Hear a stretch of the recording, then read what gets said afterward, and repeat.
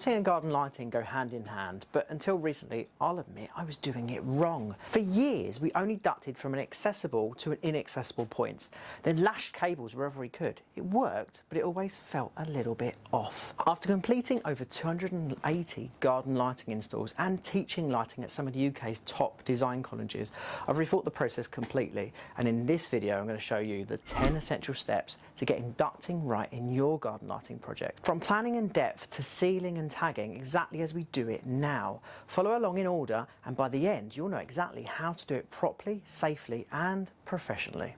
Step 1. Design. Step 1 is design, but not just where to run the duct in. First you need to know what kind of garden you're working with, and are you retrofitting lighting into the existing finished garden, or is this a complete landscape refurbishment? The answer changes absolutely everything.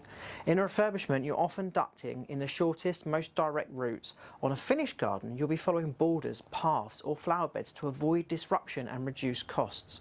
You'll need to know the entire garden layout, planting, hardscaping and the lighting plan. We'll cover lighting design in a future video. Step 2. Choosing the right ducting. If your ducting will be driven over, you need proper twin wall ducting with a high crush resistance. Look for ducting that complies with BSEN 61386 and has a crush strength of at least 450 newtons. Single wall ducting is not crush resistant. I only recommend it for surface protection where there's a risk of wildlife damage such as foxes, etc. I don't use it for burial. Stick to recognised colour codes: black for power, blue for water, yellow for gas, orange for traffic light systems if you happen to have them, and purple for CCTV and fibre optics, etc. Step 3. Label before you lay. Label both ends before you bury anything, using engraved tags, cable labels or permanent markers. If you're running multiple ducts or future-proofing, this is essential. It will save you hours of guesswork later, especially years later. Step 4. Lay with purpose. Start with the right depth, 300 to 450 mil for gardens, 600 mil plus under drives. Lay the duct on a 100 mil bed of sand. This cushions against stones and spreads the load and makes it easier to get the alignment right. Backfill and fine fill, then use marker tape and avoid any sharp bends. Step 5. Cap and seal. Always cap both ends. Keep out debris, water, insects and rodents, and if the duct will be left exposed, seal it with heat shrink, mastic or compression glands. This is your insurance policy against contamination. At the time of recording this, 93.4% of you watching aren't subscribed to the channel. If you're finding this helpful, it'd really mean the world to me if you'd hit that subscribe button. It helps more than you realise, and it keeps me motivated to make more of these educational videos for you. Alright, let's get back into it. Step 6. Thread a draw cord.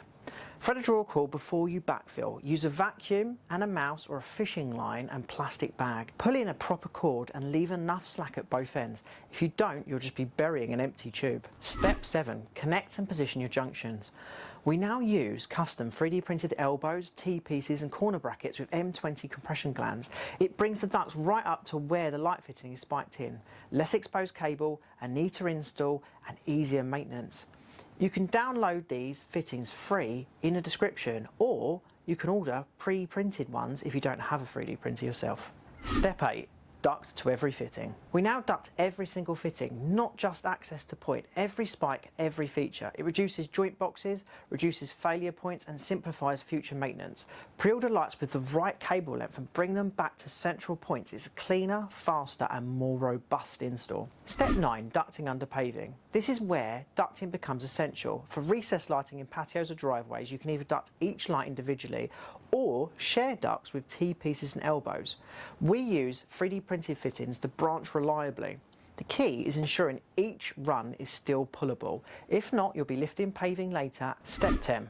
Document everything. Draw it, label it, record it. Mark up ducting plan digitally or on paper. Add a QR code to the control box if you want to go further. Think about who will work on this in 5 years. Leave them something that they can actually use. If even one of these tips has helped you, give the video a like. It really does help. And if you've got tips that I didn't cover or something that was unclear, drop it in the comments below. I read every single one. And if you're working with multiple light sources, check out the video here on how I mix colour temperatures. It's packed with lessons from trial and error. Thanks for watching.